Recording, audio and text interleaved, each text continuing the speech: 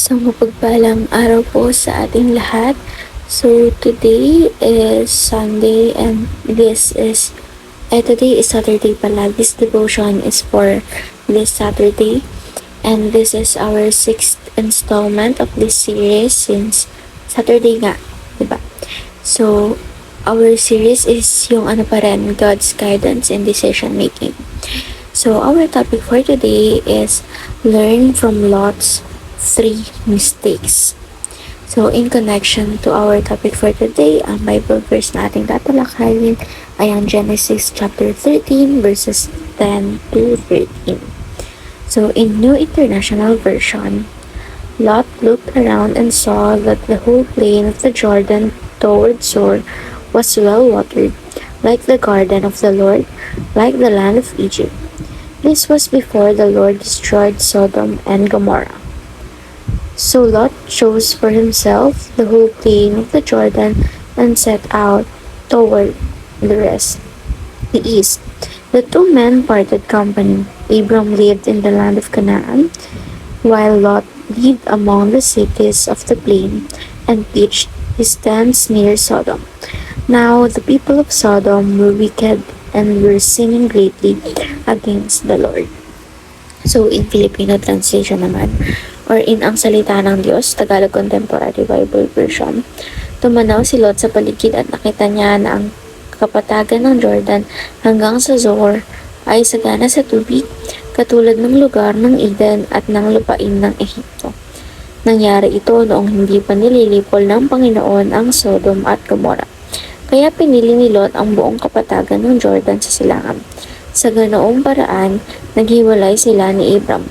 Si Abram ay nagpaiwan sa Kanaan habang si Lot naman ay naroon sa mga lungsod ng kapatagan. Nagtayo si Lot ng mga tolda malapit sa Sodom. Ang mga tao sa Sodom ay talamak na makasalanan. So on. So, kung makikita natin, pino-point out lang dito yung naging mistakes, diba? Yung result ng naging mistakes ni Lot when it comes to his decision making nga. So, para mas mapalawak pa itong talakayan natin, is proceed tayo sa ating teaching. So, for our teaching, the 3 mistakes of Lot. Number 1, making decisions based on wealth and opportunities. So, kung makikita natin dito sa verse, diba? Nakita niya na parang masagana yung whole plain of Jordan. Ayan. Was well watered, like the garden of the Lord, like the land of Egypt. So, dun siya nag-decide na pumunta, diba? But little did he know na yung mga tao dun is they are bound to sin greatly against the Lord. So, bakit siya nagkamali sa decision niya? Kasi nga, nagbase siya sa kung ano man yung nakikita niya lang. Diba? Kung ano lang yung nag-visualize niya. Hindi niya naisipang humingi ng guidance kay Lord. Kumbaga, nag-decide lang siya para sa sarili niya. Nag-decide lang siya ng siya lang mismo. Hindi siya humingi ng guidance kay Lord. And nagbase nga lang siya sa mga kayamanan at oportunidad. Kaya nga sabi dito, making decisions based on wealth and opportunities. So, number 2, making decisions to live in a wrong environment. So, ito nga yung nangyari sa kanya, diba?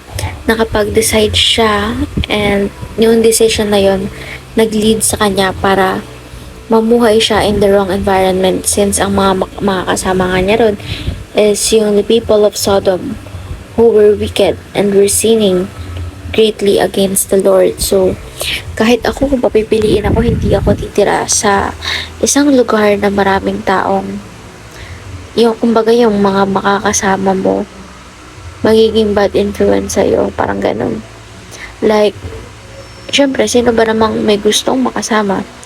Mga taong wicked and who were sinning greatly against the Lord, diba? Syempre, nandito sa loob natin yung goal na maakay sila, mabago sila.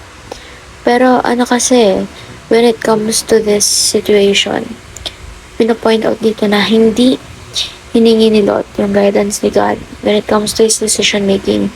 So, basta-basta lang siya nag-decide. Basta lang siya gumawa ng desisyon. Kaya, ayan, namumuhay siya ngayon sa wrong environment. Number 3, making decisions without God's guidance. So, ito yung pinaka-point ng series natin. Kaya nga yung series natin is God's guidance in decision making. So, if we do not seek His guidance, we are bound to fail in everything that we are deciding for, in everything that we are doing, in everything that we say. So, sa lahat, sa maging decision making man yan, actions natin, sa salita natin, we are bound to fail if we don't seek God's guidance. Kaya, lagi nating isisik yung guidance ni God in everything that we do, especially in our decision making, di ba? Huwag natin pairalin yung pride natin na magaling tayo, na kaya natin yan, kaya natin mag-decide ng tayo lang. Kasi nga, we should be humble before God kasi He is the all-knowing, He is our Lord, di ba? Master of all. And yung guidance na yung kailangan natin para mag-prosper tayo and ma-lead tayo to the right path. So, ngayon naman is proceed tayo sa ating application. Number 1, pray first before we decide. Number 2, choose the right environment. Number 3, decide based on God's peace. So, by now, after watching this devotion, for our discussion part, we should be able to identify as Christians, how can we learn from the mistakes of Lot in our decision making.